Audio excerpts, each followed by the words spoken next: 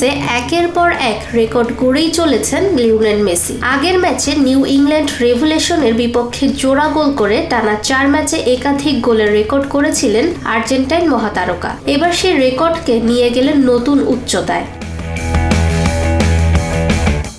রোববার সকালে fort লডারডেলে Nashville এসসির বিপক্ষে 2-1 গোলের জয়ে মেসি করলেন আরও একটি জোড়া গোল।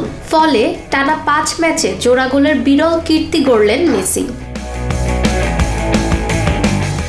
ম্যাচের 17 মিনিটে মায়ামিকে এগিয়ে দেন মেসি। দুর্দান্ত ফ্রি কিক থেকে গোল করে আলো ছড়ান বিশ্বকাপ জয়ী এই তারকা।